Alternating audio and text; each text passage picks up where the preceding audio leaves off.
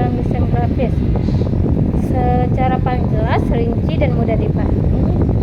Materi ini lanjutan dari jenis desain grafis. Jadi kalian akan belajar bagaimana seorang desainer bekerja dari awal siap sampai desain digunakan. Nah, seorang desain grafis tidak langsung membuka Canva lalu membuat desain begitu saja. Ada tahap kerja yang harus diikuti supaya hasilnya rapi, menarik, sesuai kebutuhan, dan tidak salah isi dan memuaskan klien atau guru atau perusahaan. Ini sama seperti kalian membuat tugas, kalian tidak langsung menulis jawaban, tapi membaca soal terlebih dahulu, memahami materi, terus membuat kerangka, baru bekerja, kan? Nah, sekarang kita akan masuk ke desain grafis. Begitu juga, yuk kita bahas satu persatu. Pertama itu ada memahami brief industri awal. Anak-anak brief akan instruksi atau permintaan dari klien atau guru. Ini adalah tahap paling penting karena disinilah arah desain dimulai. Dalam brief, desain harus tahu tujuan desain apa, poster, logo, dan brosur, target audiens, anak-anak, remaja, dan orang tua. Terus ukuran media, A4 kah atau A3 kah, brand Instagram. Gaya visualnya cerah, minimalis, formal. Warna yang diinginkan, isi dan pesannya harus disampaikan. Kelengkapan logo, foto, teks utama. Contoh membuat brand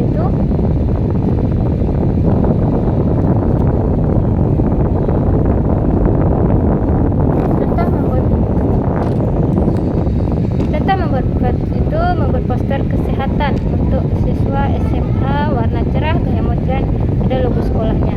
Jika brand tidak jelas, desain bisa salah ukuran, salah warna, tidak sesuai tema, tidak memenuhi kebutuhan. Karena desain wajib bertanya jika informasinya ada yang kurang. Nah, terus yang kedua ada riset dan mengumpulkan referensi. Ini seperti kalian mencari contoh jawaban sebelum menulis karangan. Yang dilakukan desain pada tahap ini melihat contoh desain yang mirip, mencari palet warna yang cocok, mempelajari setiap target anak-anak atau remaja, terus mengumpulkan foto atau ikon pendukung, dan mempelajari tren desain terbaru. Tujuannya agar desain tidak asal-asalan, hasil lebih profesional, ide lebih banyak, tidak meniru secara buta, tetapi terinspirasi. Riset membuat desain grafis lebih tenang. Sini ada juga sketsa awal. Anak-anak sketsa awal itu adalah mencari ide sebanyak mungkin. Contohnya brainstorming. Judul di atas atau di tengah, warna cerah atau pastel, foto lebih besar atau kecil, gaya minimalis atau penuh warna. Setelah ide dikumpulkan, desain membuat sketsa kasar, sketsa biasa, tidak rapi, belum berwarna, hanya garis-garis, posisi halaman belum tentu pasti. Tapi sketsa sangat berguna karena memudahkan melihat tata letak, tidak membuang waktu, langsung di komputer. Klien bisa mengeluarkan gambar awal seperti kalian membuat kerangka karangan sebelum menulis. 4 itu ada draft desain software. Setelah sketsa dirasa cocok, barulah desain masuk ke software. Itu seperti Canva, Photoshop, Illustrator, CorelDRAW, Figma. Di tahap ini desain mulai nyata. Pilih warna, dipilih font, ditentukan, gambar dimasukkan, layout diterapkan. Halaman ini diberi jarak yang pas. Hasil pada tahap ini disebut draft atau desain awal. Draft bukan final, tapi cukup jelas untuk diberi masukan. Terus selanjutnya ada revisi. Berdasarkan masukan, tahap ini pasti biasa dimasukkan datang hari, seperti masukan dari guru, klien, atasan atau teman kerja. Contoh revisi itu seperti contoh judul terlalu kecil, contohkan tolong ganti warna menjadi biru, tolong posisi kurang pas, foto diganti lebih cerah. Revisi bukan berarti desain jelek, tapi revisi adalah bagian normal dari proses desain. Tujuannya agar hasil sesuai dengan kebutuhan.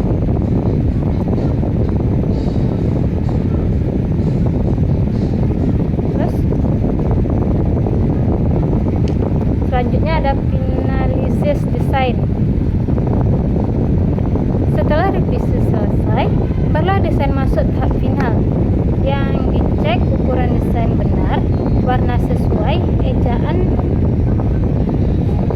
teks tidak salah, resolusi tinggi, elemen sudah seimbang, tidak ada objek yang keluar batas desain.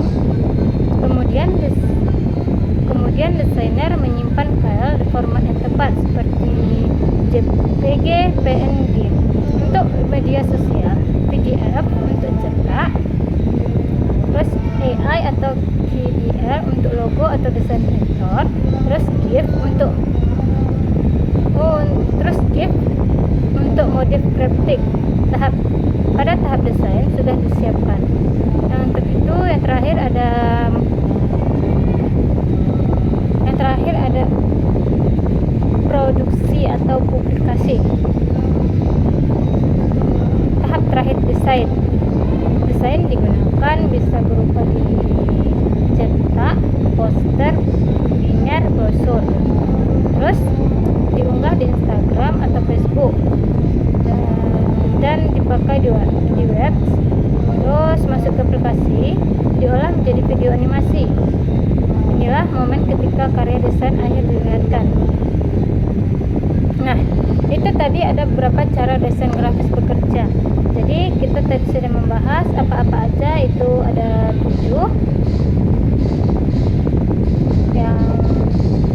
7 prinsip. Yang pertama itu ada memahami instruksi awal, terus mengumpulkan referensi, terus ada juga sketsa awal, terus ada membuat draft desain software,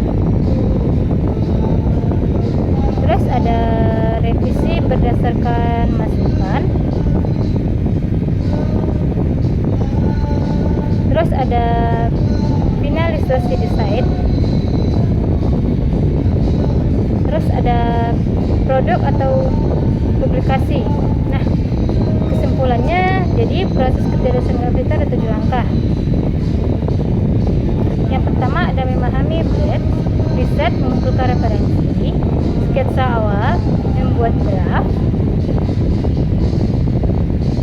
revisi berdasarkan masukan, financial design. Terus ada juga tentang produksi dan publikasi dengan